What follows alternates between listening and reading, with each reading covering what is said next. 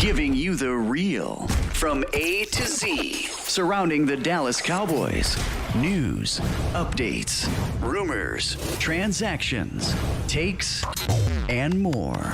So strap up, Cowboys Nation, and start your day off with A to Z Sports. Live with Will Steele. 3, 2, 1. Here we go!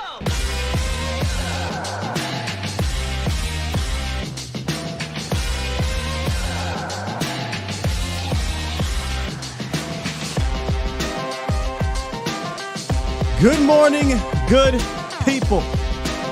Welcome to A to Z Sports Live, presented by the Cochran Firm and Boston Scientific. We stream it live on YouTube and Facebook. And of course, I am your host, Will Skywalker Steele.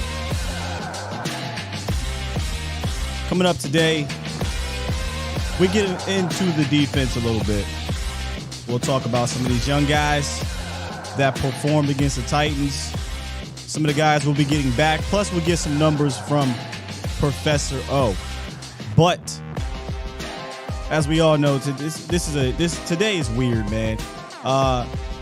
It's one of those days I wish I had a co-host, to be honest with you. You know, kind of can bounce back and forth with somebody about this situation specifically. Maybe a guy like Jesse Ollie, former NFL player, who can maybe give his insight on what happened last night. And if you don't know what I'm talking about, we're talking about Damar Hamlin. I know. Listen, y'all. I'm gonna try to talk about Cowboys football, and I'll get to that. I'm pretty sure we'll get to that. But it feels dirty a little bit. Feel a little bit dirty, kind of talking about a Tuesday show about Cowboys football when an NFL player essentially died for a few minutes during the game. So if you do not know, if you were under a rock last night, which is fine, not everybody is up watching things. Monday Night Football game. Bills versus Bengals. One of the biggest games of the season. Damar Hamlin tackles T. Higgins. Like a routine tackle. He gets up. Then he falls back down and looks like he passes out. So to me, it looks like, okay, there's a concussion going on. I look over to Michelle and I'm like, yeah, this is kind of routine. This is standard, right? This happens. They'll come back. And then a lot of time went by. I'm in my phone and I look back over to the TV and I'm like, they're still there? This doesn't make any sense. I'm like, all right, well, I guess they're going to bring out the stretcher, neck injury. This happens. And this is ridiculous how we're just so trained to think, bring out the stretcher. He has a neck. It's fine. But that's the reality right now of NFL football. 5 more minutes go by. I'm like, all right, this ain't normal. I told her that many a times, she don't watch football like we watch football. And I'm like, it's not normal. What the hell is going on out there? And then we start to hear they were performing CPR. And I don't know what your faces were, but when I heard that on the air, I was like, huh?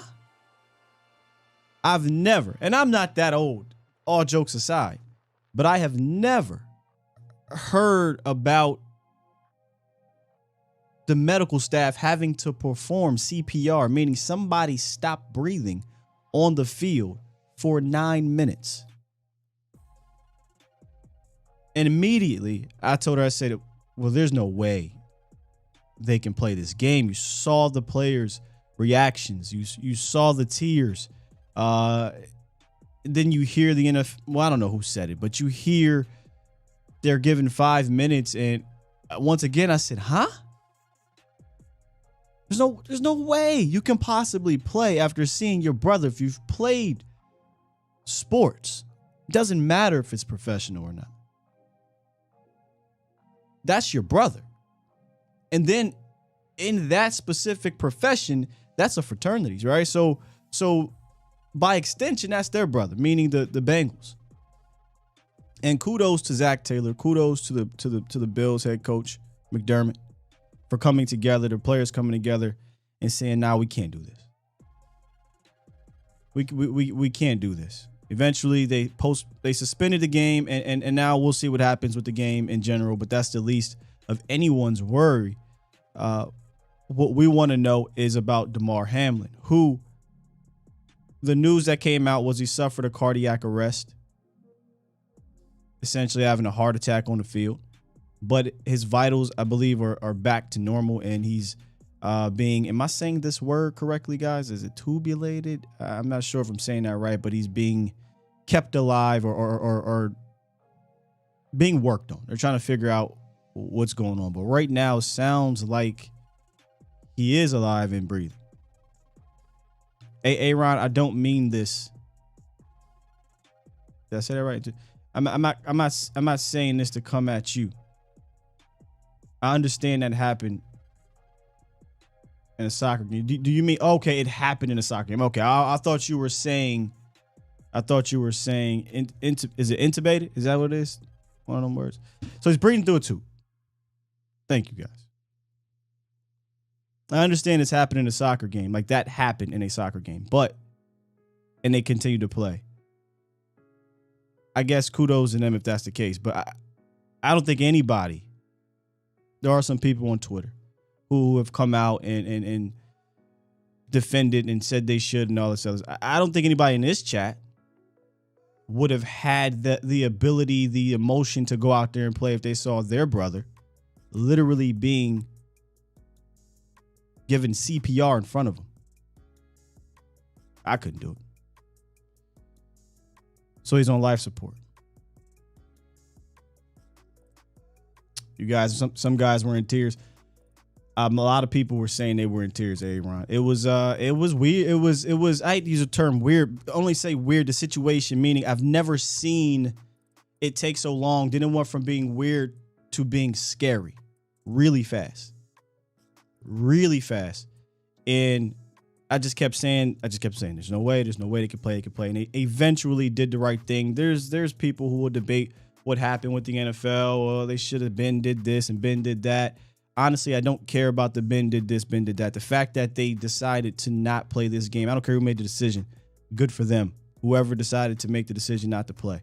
The right decision was made. I know a lot of people are giving the NFL a hard time. Maybe it's due. I don't know. Right? I don't know what happened down there. All I do know is that this is an unprecedented situation. It's never happened before in this modern time, at the very least. And everything is brand new. They're trying to figure these things out. And he eventually came to the right conclusion, in my opinion. And that was to suspend the game. I'm going to do this for those who want to. There's a foundation that Damar Hamlin has. This is really awesome, man. The country came together last night when this happened. He had as a foundation a toy drive that had a goal of $2,500. And here it is right here. I'm going to spam the chat a little bit here. I'm going to try to pin it. If you have it in your heart, if you can, I understand that everybody can. Go support his foundation so he can wake up to this, right? He had a goal of $2,500 toy drive for the less fortunate, I should say, in Pittsburgh, by the way, McKees Rocks. Very familiar with McKees Rocks, like really familiar with McKees. I went to school around Pittsburgh, bunch of friends in Pittsburgh, family, all of that. $2,500 was the goal. $3.5 million is where it's at right now. That is awesome. That is awesome. $3.5 million and counting. So if you have it in you, please do that. Also, if you are sending prayers, send prayers to T. Higgins as well.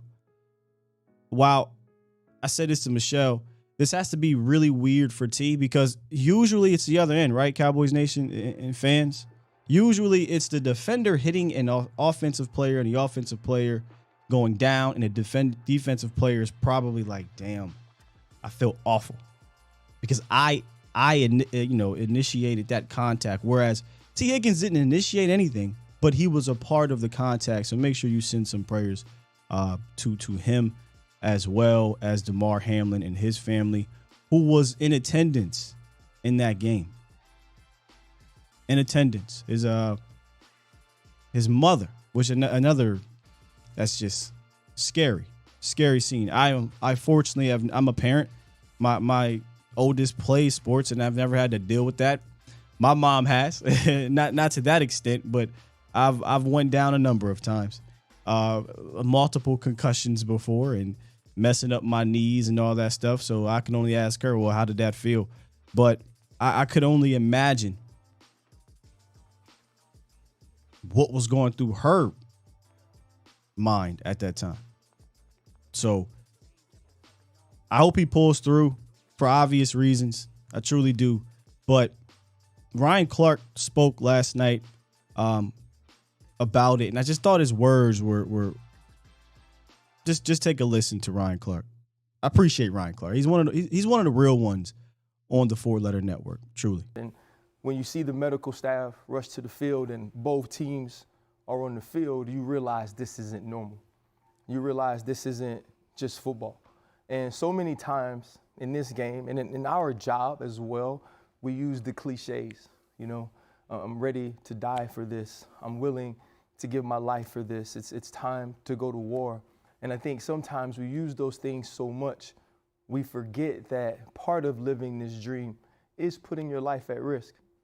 And tonight, you know, we got to see a side of football that is extremely ugly, a side of football that no one ever wants to see or never wants to admit exists. When you see both teams on the field crying in that way, your first thought is Damar Hamlin. Yep. The second thought is his family. And this isn't about a football player, right? This is about a human. This is about a brother. This is about a son.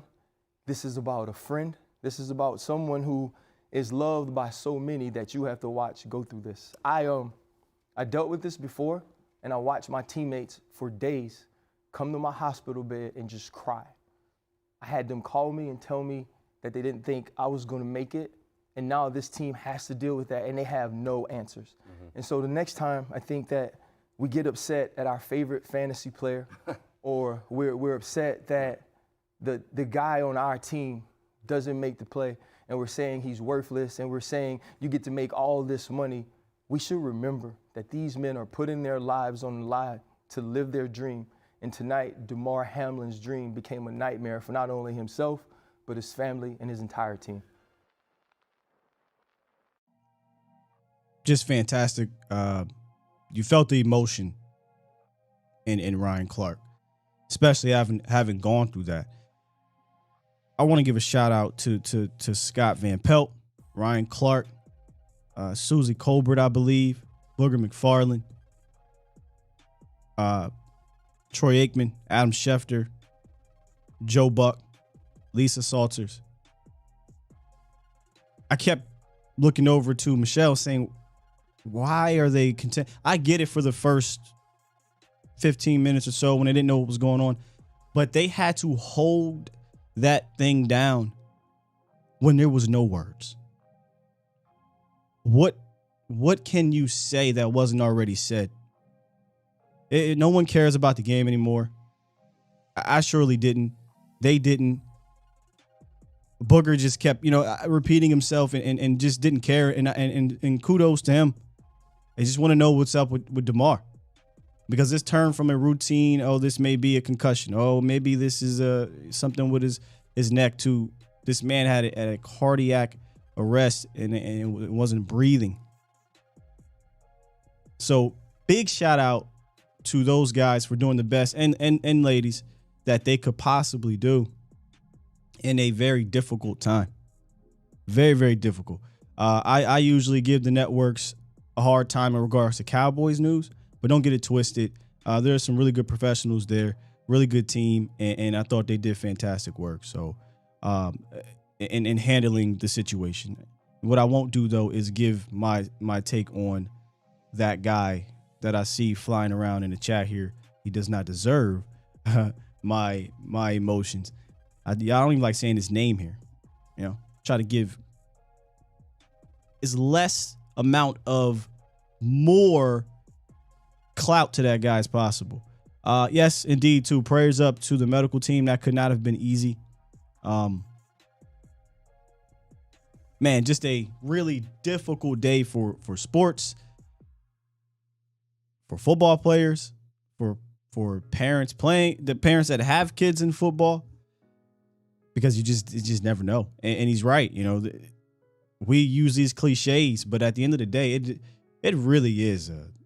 Somebody said in the chat, we love the game, but it just goes to show you how dangerous it really is. It really is. Roy, I come on, man. This is not the time. What are we doing? With that said, what we'll do is, and I thought about doing a video as opposed to going live, but as hard as it is to turn to Cowboy stuff, we'll do that. We'll do that for a few minutes. We'll talk to you guys.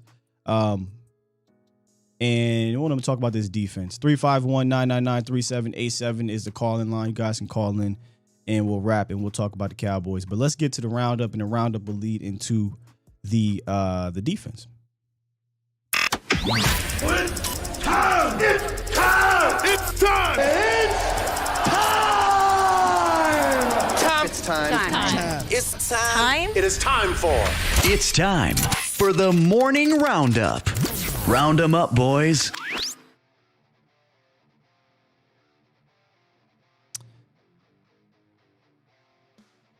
Lost in a lot of what happened on Sunday was how would the NFL schedule the rest of the games? For me, who has to do game day live events, I really was like, okay, we need to figure out what time we're playing. Well, it came out yesterday that the Cowboys will be playing Washington at 3:30. The same time the Eagles will be playing the Giants for the division. The same time the Niners will be facing their opponent with a chance to wrap up the number 1, number 2 seed. So the NFL decided to play them all together, as they should, so that there's nobody looking over their shoulders or having an advantage beforehand, I should say. Kudos to the Cowboys for putting the pressure on the Eagles. Think about this for a second. This is weird. The Giants, going into week 18, have a chance to rest their guys. Whether they will or not, they have the opportunity to do so. And the Eagles do not. Doesn't make any sense. But that's because your Cowboys put it to the Eagles last week. Yes, also because the Saints won. But if the Cowboys do not win, they do not have a chance for the division. So this will be a really exciting week 18 game, and the Cowboys will be getting a key player back in return. Tony Pollard, per Mike McCarthy, is back at practice tomorrow. Will be back at practice tomorrow and likely to play against Washington. He's 12 yards away from 1,000 rush yards. Listen to this, and I understand it's an extra game, but he's averaging just 12 attempts per game. Tony Pollard's about to get 1,000 yards on just 12 attempts per game. He has a career high in receiving yards while tying a career high in catches. That's 39 catches for 371 yards. Let's be real here. That's honestly terrible. It's not his fault. It's terrible because he should be having way more receptions than that and way more yards than that. But whether it's because they have an obligation from a political standpoint to get Zeke the ball, or they just don't know how to use him from a pass catching standpoint, it's kind of gross that he has 39 receptions for 371 yards. If we're being completely honest, Tony Pollard should be your second leading receiver on this team, in my opinion. But that's neither here nor there. It's neither here nor there. Also returning, but not this week, likely for the playoffs, are some key players defensively in Jonathan Hankins and LVE. Now, Stephen Jones came out and he also mentioned Tyler Biadasz. Here's what Stephen Jones said. Yeah, we're feeling really good about him for the playoffs. We'll be welcoming back 3 really good football players. Leighton Vander Esch, certainly Hankins. And then if we get Biotish back, you know that will be a big plus for a group out there. We all know what Hankins does for the run game. Indeed. We know what Hankins does for the run game. And I want to kind of detail that by shouting out my guy, Professor O, real quick, man. Do I have my little Professor O obscured stats of the week? I do.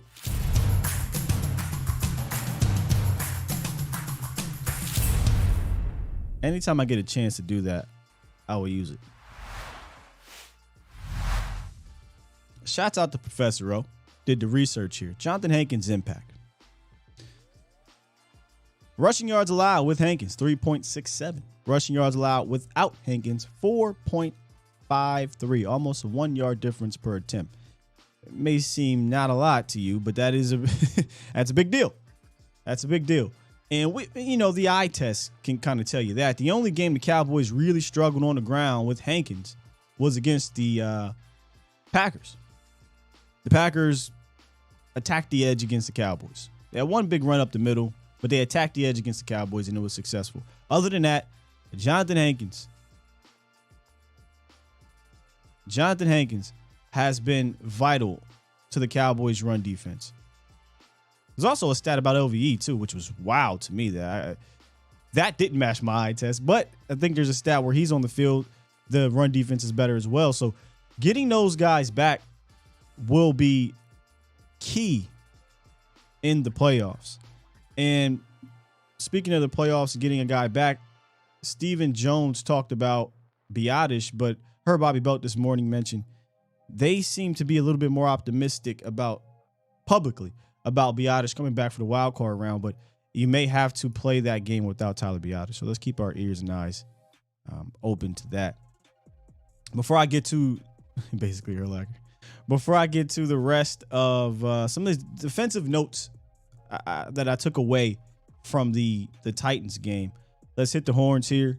The Pulse of the Nation presented by the Cochran Firm. We have Shavance up first. What's good, Shavance?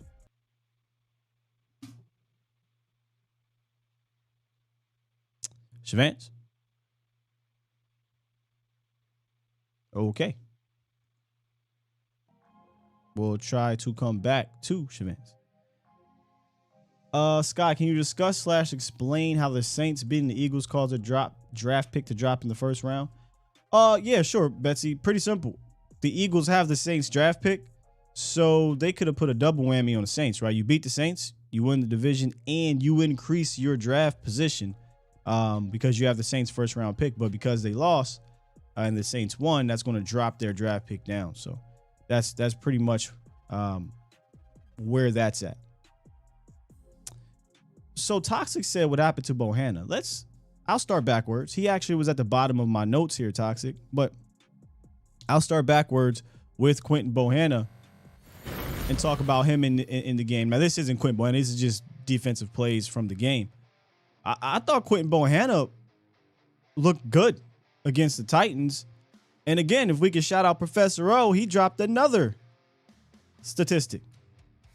With Quentin Bohanna out of the game, 4.53 yards per carry. With Quentin Bohanna in the game, 3.57 yards per carry. Bo, for a big dude, I put this in my notes, he continues to show quickness that just surprises the hell out of me, to be honest. It really does. It surprises me how quick he – and me and Vach noticed that at training camp. We kept saying, man, Big Bo looking like he's doing 3-tech things in a 1-tech body. So I think he has a really good mix of power and quickness for a 350-pound guy. And getting Jonathan Hankins back, I think, will only help him because it'll help keep him fresh throughout that game. So I just think Bohanna, when you really focus on him, it's kind of been, I guess, consistent throughout the season. I had asked Vach that on his show. I said, what have you been watching on Bo? Because I hadn't watched him intently for about 3 weeks. And shoot, in that game, Bo looked good. But I wanted to start off with the linebacker, Damar Clark. Damar Clark, was this his best outing? Now, he didn't rack up a whole lot of tackles or anything like that, but I thought he continued to show his speed. He looked a little bit more comfortable. You could tell he's a guy that studies a lot, man. Not too many rookies are going to be directing traffic as much as they have. He has. But Damar Clark continues to get comfortable and more comfortable, but he's going to need to play more and more, obviously, so he doesn't get thrown off his game with misdirection. But I thought Damar had one of his better outings. Really good bounce back game. But let me talk about Nahshon Wright real quick. If you look at the stats, it's going to say 10 receptions allowed, 105 yards. Wasn't an amazing day from Nahshon Wright in regards to that, but really the biggest play that he gave up to me was that deep ball. But here's why I can live with Nahshon Wright's mistakes. Because he makes plays around them. You guys remember when I talked about Kelvin Joseph? It wasn't Kelvin Joseph's mistakes that had me fed up. It's going to happen. You're a young cornerback. You're going to get beat. But it was the fact that he wasn't showing anything outside of that, if we're being completely honest. He wasn't making any plays outside. Yeah, he can tackle. So can Nahshon Wright. He probably can tackle better than Kelvin, if we're being honest. Wasn't getting his hands on the ball. Wasn't making pass breakups or getting interceptions. Nahshon Wright, for every game he's pretty much been in, yeah, he might have made a mistake, but he's made some plays. Big tackles, around the ball, tight coverage, interception. I can live with you learning on the go if you're going to make plays around that. I didn't see that from Kelvin Joseph. That may not sit well with some people that are Kelvin Joseph fans, but that's just the reality, man. Not only was he getting continually beat for 4 touchdowns, but he wasn't leveling that out the other way around. We can get on Nahshon Wright's game all we want for 10 receptions for 105 yards. He didn't give up a touchdown. You can say, well, Kelvin Joseph was thrown in there, and that's going to happen. Nahshon Wright was thrown in there. He hasn't given up a touchdown. Deron Bland was thrown in there. He's like 3rd in the league in interceptions.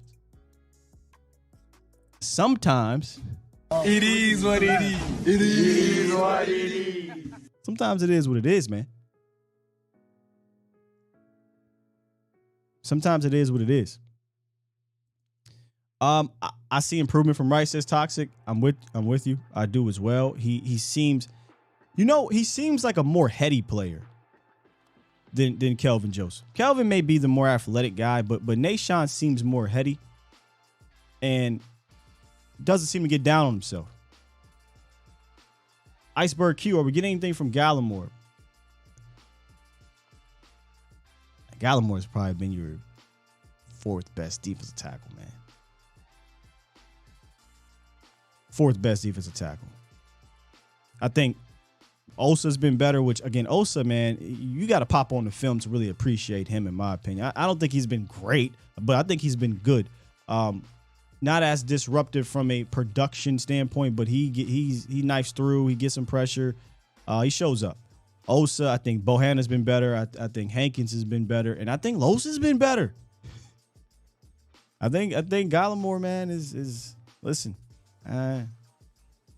Conversation to have next offseason.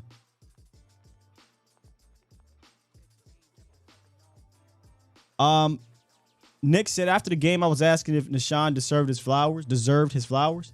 I think he deserved to be talked about. He got the interception. I think he made a fantastic play down the field, and he tackled well. Wasn't the greatest game, Nick, from a coverage standpoint, but again, we're grading on a scale with the young guys, right? Or on a curve. We're grading on a curve with the young guys, and man, I come away and I'm just seeing improvement from Wright, and we're going to need that because you get in the playoffs. If you have to play Brady, if you have to play Aaron Rodgers, they're coming at Nahshon Wright. They're going to come at Nahshon Wright. I need to see him how he used that 6'4" length. Remember in the preseason, we were like, man, how you 6'4" but you keep getting mossed? How you 6'4" but you're You're not batting down these jump balls or coming down with these interceptions on these jump balls. He did so against the Titans, and I'm hoping that gets him more confidence. CJ says, Sky, do you think they'll play our starters in the first half? First half? They're playing, period. CJ, they're playing for the division on Sunday. That's the mentality they have to have, right? Because if the Eagles lose and the Cowboys win, they win the division. As far-fetched as it may seem that the Giants win that game, I don't think the Cowboys can go into this game or should go into this game and say, we'll just play our guys for a half and hope for the best. Nah, man, I think you got to go in here and try to win this game because you have a chance to win this division.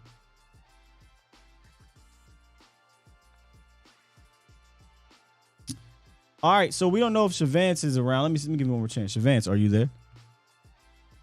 Okay, here he is. Then we'll get the recap. My bad, dude. My brother literally called me like a second before you put me on. I switched over. That's my bad. What's up with you? I wanted to say it was kind of weird because I watched everything that went down last night, and then I put on your podcast, the podcast from yesterday, and you were in this chipper mood, because the Eagles lost and we won, and it just felt so off. I wanted to call. So you were watching. I like that little bit. You were watching. Yeah, I was watching it last night, and you were all chipper and shit. Oh my God, it just doesn't feel right. Yeah. But no, I love that part about what do you call it? Third and TY. Third dude, TY, baby. If you didn't have that on your show, I was calling to tell you to put it on your show because I was like, dude, this dude is a third down conversion machine. And what you just said about Wright, I noticed that too. I was like, yes, this man is stepping up. He's coming into it. Like, this is what we need. This is the kind of stuff we need going into the playoffs. So just everything you said. And I love that the whole laughing at the Eagles for like when they say it didn't matter. That was great in yesterday's show too. I just wanted to let you know all that. Thanks, Vance. Yeah, I have fun kind of trolling the Eagles a little bit there, man. Twitter got weird, so I had to troll them a bit. Definitely. What else you got for the show? You good? All right, man. Appreciate you, Vance. Yep. You have a good one. Yeah, that had to be weird listening to our show. We were having fun. So, having me in the ear laughing and and while that's happening, yeah, I probably would have had to put a pause on that. Lorenzo, what's good, Sky? Do you think we will get a look at the other corners, Sheffield or Alexander? So, Lorenzo, we did get a look at Alexander against the Eagles, apparently, according to, I cannot remember, the Insider. I know Brian Broaddus calls her Scoop. Broaddus. Y'all know who I'm talking about. She came out and said that Alexander tweaked something. So I don't know what his health is looking like. So if he's healthy, yeah, I think you'll see Alexander on Sunday.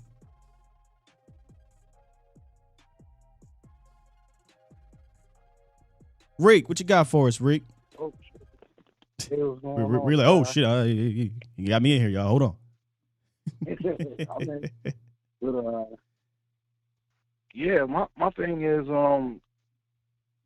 we got this defense, man. I really want them to come up with a good concept of mixtures of certain guys because, like you said, that Gallimore dude, I don't know. He kind of, I don't know. Yeah, like we might have to draft another DT, man. For sure. Next draft because he's shaky, man. I don't know what's up with him. Because people seem to run to his side a lot. Even though I know Biggie Zoo a little light too, but he's been playing better than Gallimore. I 100%. always notice that because every time they run to his side, he always looking like Olay. He ain't going straight up the middle like him. He used to be looking, got that funny look on his face. But I'm glad we're getting Anchors back, and I know it's kind of weird to say this. I'm kind of happy that LBE is going to come back. Nothing serious really happened to him. Whoa, wait. You stop right there. You stop right there. I know. We got to clip that. Professor O. Say it again. Yeah, it's kind of weird for me to say that, but I'm a little happy that LVE is coming back. No. Say exactly what you said, Reek. The exact words that you said, Reek. Hey, man, I can't say that that's going to incriminate me down the line, man. But I do see the difference without him being on the field. You know what I mean? I see the little slight difference. Dog, it's a new day out here. It's a new day. Did you say man, whatever it takes? You are excited to get the 6. To get LVE. I'm a little bit excited. Man. See, this is I'm not over the hill excited. But see, this is why. Hold on. Let me give you your flowers, Reek. Let me just give you your flowers. Take notes. The conversation we had yesterday, for all those people that don't like Ford, take notes. If y'all don't watch this show and y'all don't understand why we're so excited that Reek is excited for LVE, then just bear with me. This man ridiculed, kicked LVE off the bridge, throw him off the cliff, cut him 17 million times or 11 times. And he said, you know what? He played well. He's playing well lately. I see the difference without him. We need him back. Because he got more data, right? Because it proved it to him, and he has no problem saying, hey, man, wrong on that one. Salute to you, Reek. Yeah, man. I gotta get him man. I gotta give him man some credit. He's played better than he's been playing. He's been playing well, so I gotta give him his credit. And it's all Dan Quinn, man. How aggressive we're gonna be when it comes to these playoffs, because we still, I know we building the plan while it's in the air with this defense, but I think we got a good shot, man. Everybody come back for these playoffs. I don't care who we play. I don't care if we get the second seed and play Green Bay, or we had a fifth seed and got to go to Tampa. Either one of those games, I don't care, because I look at it like this. I don't want the easy road, to the Super Bowl. I want the hardest road we got to go to get there, because I feel like it's going to mean more if we go ahead and beat the boogeyman. You know what I mean? Beat the boogeyman and Tom Brady and Aaron Rodgers, man, and whoever else, and even San Francisco.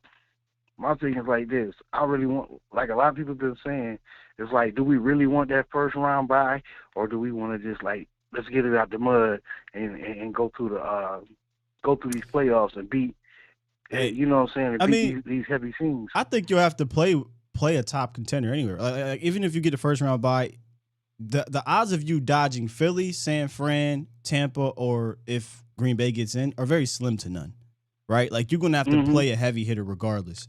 And you know how I feel, Rick.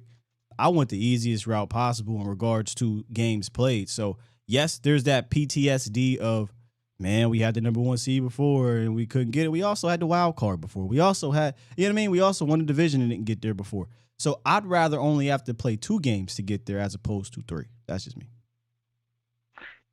I feel you, man. But it's going to be a challenge, man. It's for this defense and Mr. Moore. You know what I mean? I just hope he empties the clip in these playoffs, man. Just empty the clip, bro. Whatever you got to put out there, empty the clip and be effective. But that's all I got to say, though, this morning, Sky, man. Peace to the Cowboy Nation. I'll holler at y'all later, man. And hopefully that guy from Buffalo get it. Hopefully prayers up to him, man. I hope everything be all right for that guy, man. Damar Hamlin. Peace. Yes, sir. Appreciate you. Great call, Reek. Reek funny. Reek tried to sneak that one in. Y'all peep that? So yeah, man, what's up, Cowboys Nation? I appreciate y'all. I'm excited to get Jonathan Hankins back. Can't wait to have him back there, man. Excited to get LVE back, But let me talk about why I think they shine right. Hold up, wait a minute. Reek. Run that back. Hashtag New Year, New Reek. In all seriousness, though, I love that, man. See, I can't come on here and fake it. Y'all, I wasn't as heavy on LVE like Reek was. Reek, oof, boy, y'all know how it was. But I also was like, man, listen, I'm cool if they try to slide to Mo Clark in there once he come back. It was slide. Let's see what let's see what these guys got earlier in the season. I was just ready to see because the run defense was terrible. And he wasn't that great in it. I said he need to step up or step aside. But once you start stepping up, I can't come on here and fake it to you. I'm in front of a camera. It is receipts, right? So I'd say, what Drewski say? Got me. LV was playing better. One of those things where I love to be wrong about. LVE was playing better. So, hey, got me. But Reek, we got him. We f***ing got him. Clip that. Oh, clip that. Let me get my big homie up in here. Set it off. Chris, what's goody, man? Hey, man, Happy New Year, man. Happy New Year, brother. Salutations, man.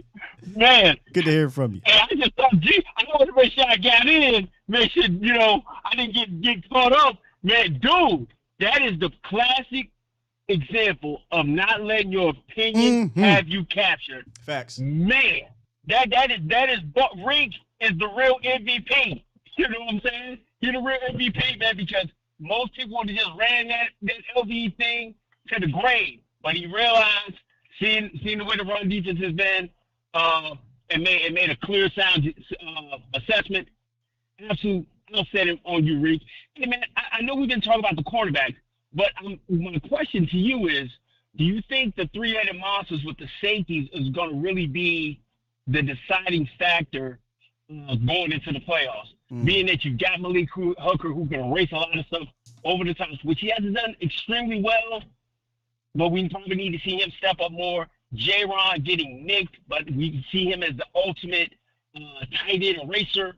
And Donovan Wilson being just that come downhill, slashing, plugging type safety, and see how he's going to do. I think those guys are going to kind of help the secondary in a lot of different areas because, according to most, YouTubers and people who watch this thing, one side of your field is already covered with Diggs. I think being able to have those three guys be able to be the monster that they are is going to really help the secondary. Just want to get your opinion on that, bro. I think that's a fantastic question, but I'm going to actually go with the guys up front, and that's a good segue that I'm going to get into it with my next guy I wanted to feature. I think the deciding factor will be your pass rush. And you kind of gave me an answer there, an out within your statement. I think because Malik Hooker hasn't quite been that eraser on the back end that I was hoping for. And I'm not coming at Malik. I think Malik is keeping things in front of him best he can, but I just wish he would say, okay, I got Trayvon Diggs over there. This is Nahshon Wright and Kelvin Joseph and Anthony Brown. I'm going to go ahead and cheat over here because teams are attacking us. So because he's not kind of erasing those things at a high level, I can't say they're the deciding factor. Dono has been a missile. J-Ron is getting back to being J-Ron. But I think this pass rush is going to be the deciding factor because I said this before. Your defense was one of them ones when what, Chris? Your pass rush was dominant. The pass rush was insane. It was waves of dudes. You didn't know who was coming. You didn't know if it was Malik. You didn't know if it was Dante Fowler. You didn't know if it was, who it was doing Armstrong. Micah was being Micah. It was all over the place. So you're absolutely right that the pass rush has deteriorated, or we're getting pressures. We're just not getting sacks. And for years, we've had to talk about, how good is DeMarcus Lawrence because he's not getting sacks, but he's getting pressures.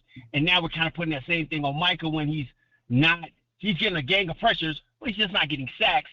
And at the end of the day, it's a business where you want to be able to, sack them, tackles for loss, and be able to, dictate down the distance. And that's what we've been totally missing these last 5-6 weeks.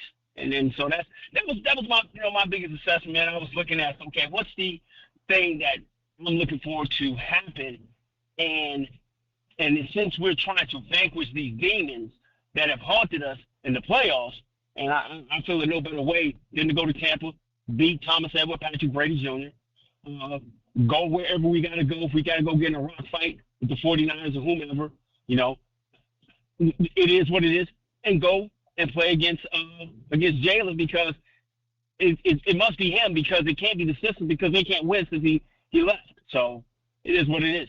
Yeah. Like I said, man. Like I said, I think you're going to get into big fights no matter what in the playoffs. Maybe not round one if Seattle gets in and you have to play Seattle if you're the number 2 seed. That's not a big fight, but you're going to get into at least minimum 2 big fights in the playoffs. Oh yeah. I don't want to duck anybody, but I'm not afraid to fight nobody. But I know we still got some issues going down the way, and like me and you talked about before. This doesn't end well either way, but I just want to go be formidable. It is what it is. Yeah. It is what it is. It is what it is, brother. All that it is. Hey, man, peace and blessings to you, man. I'm going to continue to listen, man. I had to get on, man, because Reek came with that hot fire, and I'm going to get on out of here, man. We'll talk later, bro. Appreciate you. Set it off, Chris. Happy New Year's, brother. Appreciate you, man. Likewise. Yeah, man. It's going to be a fight. Alpha says Seattle will give us problems. Yeah, it ain't a big fight, though. Right, like that's not the big fight. The big fight is the boogeyman. The big fight is Philly, San Fran. We've been here before. Alpha. We've been here before with a worse offense, in my opinion, and a worse defense against a way better quarterback. Yes, Geno's playing well, but I think Russ at that point in time was better. If we see Seattle, I feel super confident playing Seattle. But in order for that to happen, I believe the Cowboys would have to win, Philly would have to lose, and the Niners would have to beat the Cardinals, and that would give the Cowboys 2. The Cowboys can be 1, 2, or 5 after Sunday. 1, 2, or 5. And I don't think you're going to really duck or dodge any of those big fights in the first 2 rounds. One of those first 2 rounds, you're going to have a big fight. Right? I mean, unless upsets happen, right? Hey, maybe you get Seattle and then Minnesota. Could you imagine? Couldn't ask for a better 2. And again, you can't take any game for granted, and definitely the playoffs. But I'm just saying, if I get Geno and Kirk, I'll be all right with that. Toxic, absolutely correct. And I'm going to keep pounding this drum until somebody tell me to shut up and they prove me wrong. But Toxic says, Sky, even with Hurts back, Philly has lost some good players. Lane Johnson, a lot of people are he-heing about being the MVP. Maybe he really is their MVP because they're 9-22 without him. But I keep saying this. And I don't see the network saying this. Am I missing something here? He has a throwing shoulder injury. He's a running quarterback. He got hurt running. Their offense is driven by their rushing. Their rushing is driven by their running quarterback. And people are just like, oh, we won with Jalen Hurts, we'll be fine. Sure, you might beat the Giants. You might beat the Giants backups. But is Jalen Hurts going to be that Jalen Hurts with a bum shoulder? All right. Like I said yesterday, okay. Run that RPO and run his ass around that corner. He don't slide all like that. Okay. 3rd and 1 quarterback keep. 350-pound men falling on top of him. Okay. Sure. Ignore it if you want. See, we got some fussing going on in the chat.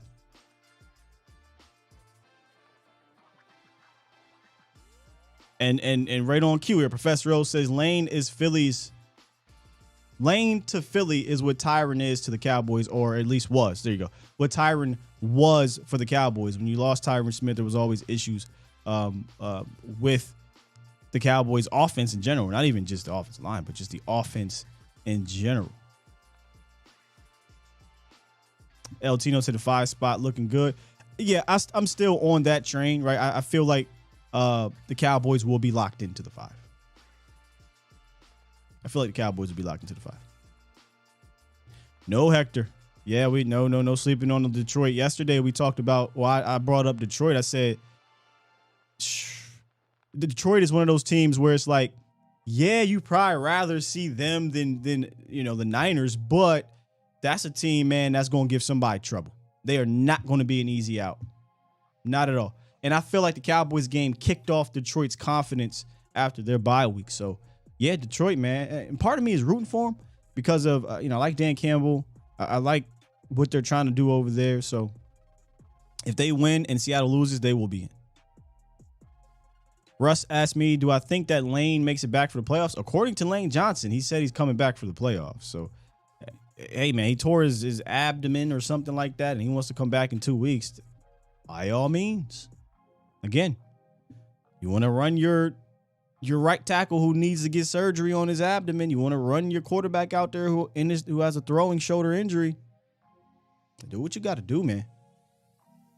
But yesterday we talked about fights. We talked about the Cowboys dealing with adversity. I'm not saying Philly hasn't, but Philly really hadn't had to deal with this kind of adversity all year. And I think it's creeping up at the very wrong time for that team, where Dallas has dealt with this adversity. Dallas lost their quarterback earlier, weathered the storm. Dallas came back, got their quarterback, lost some tough games, giving up 14-point leads, weathered that storm. Weathered it all to the point in these fights that they could play for the number 1 seed. So, hey Philly, let's see you respond.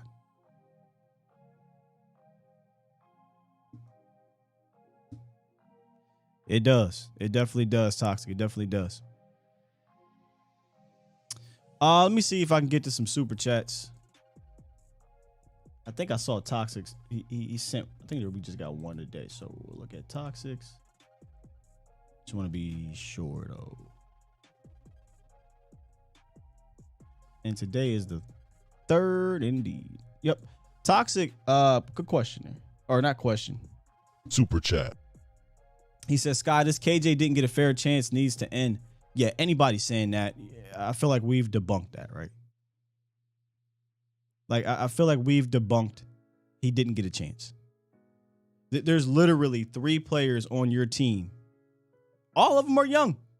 All of them are young players that had to get thrown in the fire, and they've showed up. Damone Clark, Deron Bland, and Nashawn Wright. Sometimes It is what it is. It is what it is. it just is what it is, man. It is what it is. He's been given a chance. And now it ain't just me coming at him. The coaching staff said, hey, sit your ass down, brother. And then he continues to get these penalties too on special teams. So he needs to clean that up, because I'm sure he'll be on this team next year, right? I'm sure he'll go into camp or whatever if he ain't beat out by somebody else. But you went from being a bad cornerback, but being a really good, special teams guy, to now you're starting to cost the Cowboys a bit on special teams. He's got to figure it out, man. He's got to figure it out.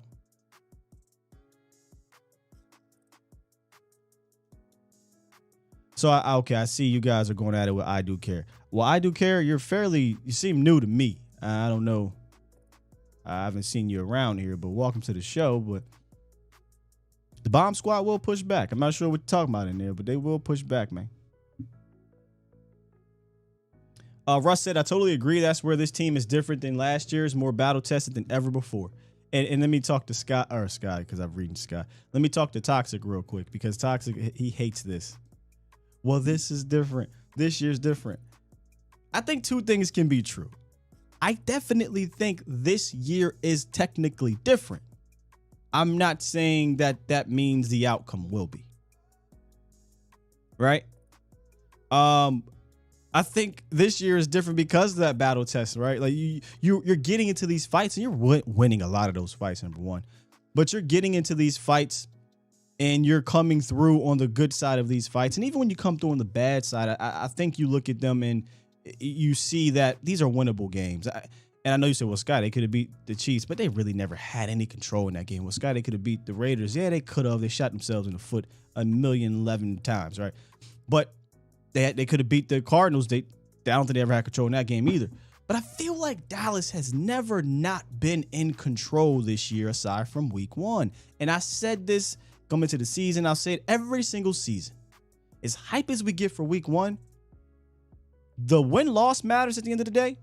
But that team that you see week 1, 9 times out of 10 is never the team you see in week 18. For every team. You can go down every single last team and you say, man, that team in week 1 ain't the same team from now. So week 1 is week 1. But it feels like Dallas has been in control this entire season. Aside from the Philly game. Philly game, I'll give you that game.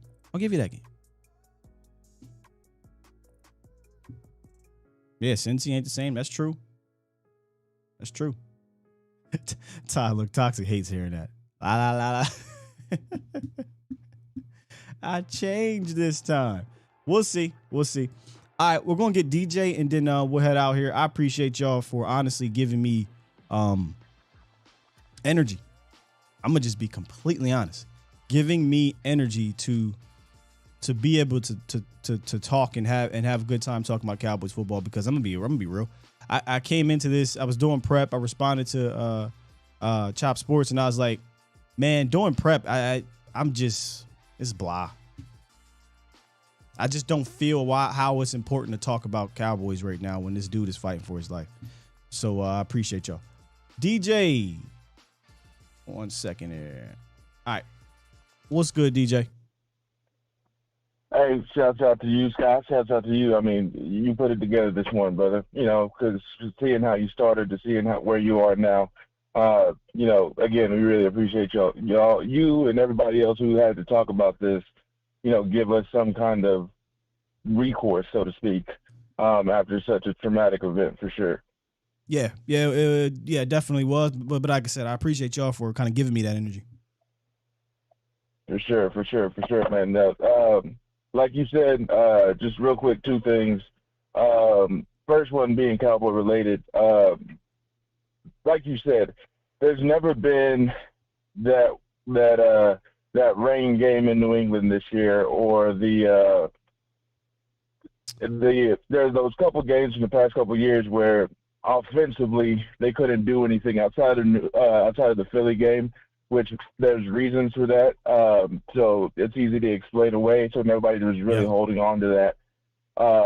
So there was never really that time where you felt like there's just nothing you could do. There was no hope for the game. Right. And I think that's the biggest part for why things are different and why there is such a different aura behind it. Now, even the people who are skeptical are like, well, yeah, they'll score points, but these turnovers or, the penalties or the O-line's not going to do their job or the defense got to step up. But even their tone, there's not so much bass in it as there usually is. So that's been a delight from this year to have as somebody who understands football and knows the ins and outs. And I'm sure you're the same way. You're like, look, that's cool, but it hasn't gotten them yet. So how can you really, you can still complain about it, but there's not so much fear or cause to pause, so to speak. Well, yeah, we can criticize. Nobody wants the turnovers, right? Nobody wants those. We want those to be cut down. No, absolutely not. But I think to add on to why I feel like this is when I say this year is different, Toxic, I'm talking about literally the process is because, think about this. Let's go back to 2019. 2019, this team was extremely inconsistent. They were 8-8 team, and they still had a chance to win a division in Week 16. But what happened? The week prior, Dak Prescott injured his shoulder. And he probably shouldn't have went out there and played with the same injury that Jalen Hurts did, but he went out there and played to try to win a division, ended up having his worst game of the season. 2020, Dak gets injured. We don't talk about that. 2021, Dak Prescott gets injured. Our offense at this exact time, in my opinion, was broken. It was broken. It could not, anytime it got up against equal talent on the other side, it could not elevate. It just couldn't. It was broken from a play calling standpoint. It was broken offensive line. You had a broken quarterback and a broken running back. This year, your offense ain't broken. We as Cowboy fans, we will criticize the small little things because we know it can be even better if you cut down on this or if you do this better. But it ain't like the offense is broke, right? your quarterback ain't broke. The furthest thing from it. Your quarterback is healthy. Your running back, Ezekiel Elliott, ain't broke. He's healthy. Tony Pollard ain't broke. Yes, he didn't play last week, but he's healthy. So I feel like you're going into this playoffs offensively with an offense that I think everyone in the world has confidence in this quarterback to score 28 points or more if you need to do so. Now, the other side you can have conversation about, but offensively, I truly do believe this. I do believe this in what Mike McCarthy said. He said, for sure. I think he said something along the lines of, the cliche is defense wins championships, but your quarterback wins Super Bowls. Obviously, one person does not win anything on their own, but I get what he was saying, right? Like if my quarterback is playing at a high level or good enough, I got a chance for a Super Bowl. Unless you got one of them ones, the Ravens or something like that, the Legion of Boom, the Bucks, then yeah, you probably don't need that quarterback. But we don't got one of them ones. So you're going to need this quarterback to play at a high level if you have a chance for that Lombardi. And I think he is. Well, it's kind of like I've always believed you either need a quarterback or you got to have everything else. Not just defense, not just running game, not just elite talent all around. Like you have to have everything or you can have a really good quarterback. Like those are the two ways that you can win a Super Bowl. And the latter, it actually hasn't really been done. Like the closest has been when San Francisco made it to the Super Bowl against Kansas City. But even they kind of fell short. And because what? The offense to kind of because what? The quarterback on the other side. That's what I'm saying. There you go. That's what I'm saying. Yeah. That's what I'm saying. Yeah, man. Let me just touch on it real quick because I'm coming from a parent perspective. I'm watching the game with my son who played for the first year this last year. And he just looks at me and says, Dad, what's going on? And nobody knew. This is right after it happened. But they see the ambulance coming on. And what I said to him is I took a chance to be like, look, at the end of the day, you can feel out however you want to feel, but those are still human beings on TV. This isn't one of your cartoons. They're not just there for our entertainment. They do something that entertains us, that we love, but they also love, and they're the ones that are out there. And he just kind of looked at me, and he said the craziest thing that I've ever heard. He was like, despite seeing this and knowing, I still love the game, but now I have this fear and understanding. And I was like, that's not fear, son, it's respect, which we have to respect these guys for what they do and the amount, not just the working out constantly and staying in shape and being some of the greatest athletes that but because they're going up against other people that can match that or doing things that, let's be honest, the human body is not really built for. So it gets a little crazy during the season, but this brings us back to reality, and all we can do is kind of come together and pray for this young man because he was living his dream, like Ryan Clark said. He was living his dream, and because of that, it caused him to have to go through something that we really have never seen, and have to do it in front of the whole world, and have his family have to be a witness to it while knowing that the whole world's going through it. Usually when your family member's going through something like this, it's in private. Right. But this is for the world to see, which takes it to a whole other level. So just prayers out, shouts out. There's a whole bunch of fundraisers and things out there. If you just Google for 5 seconds, you can probably find something if that's something that you want to do. I've done it myself. So just prayers out to that young man, Damar Hamlin. Man, fantastic call, DJ. Appreciate those words. Yes, sir. And no better way, I think, than to close out the show right there with those words from DJ. I posted, if you guys can find it in your heart. I posted, and I sound like a pastor. If you can find it in your heart. His GoFundMe page, I believe it's pinned to the top. Thank you, Professor O. Again, I think it's awesome, man, is to see the country kind of rally around him. And he wanted to raise $2,500 for kids in McKees Rocks, Pittsburgh area. And again, like I said, I'm familiar with the area. And it's up to, what is it up now? I mean, it was up 3.5 million last I checked. 3.5 $3.7 million. That's awesome. $3.7 million in the span of an hour. But yes, man, respect the game, respect these players, right? I know we get caught up emotionally and whatnot with it, but at the end of the day, like Ryan said, like a lot of people said, man, I think Cheetah Bear Woozier posted this on Twitter. This game is played by humans. It's not played by robots.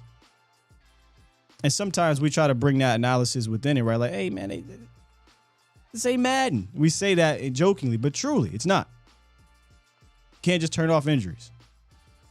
And something like that yesterday, and I'm hoping like hell he pulls through. Brings it all back into perspective about life, right? You just never know. So do me a favor. Hug a loved one. Tell them you love them. You have a friend. Tell them you love them. Be kind, as my guy Jeff Kavanaugh will say, but I love what he says. You never know what anybody's going through. While this isn't pertaining to that. Life and death. It pertains to that. Once again, I truly do appreciate y'all. If you could do me a favor, hit that like button on the way out. All those good things, sharing it. Now, I know yesterday I said I was going to be on Vach's show, but then Vach hit me up and said we off because of the banks. So I went and I handled some things, and then I come back and I saw Vach was live. I don't know, but I think today we're good to go. I should be back on Vach's show later today. Mo will be back on, and also kudos to Mauricio. He had to go on live in the middle of all that going on. That had to be very difficult. So kudos to Mo for that. Join him again later today at 8:30, or I'm sorry, 8 o'clock p.m. I'm the 8:30. 8 o'clock p.m. for A to Z Sports Primetime. Fantastic show. Again, this is more of a thank you for getting me through this very scary and sad morning in NFL. Hopefully it pulls through and we can kind of move forward and continue to support. Again, it's pinned. It'll stay pinned there throughout the duration of, I believe, this live stream. Even if you go back and you click live chat, I think it'll be pinned. Maybe I'll pin it in the comments after. But appreciate you, Trey. Appreciate the squad. I will see y'all later on the volume.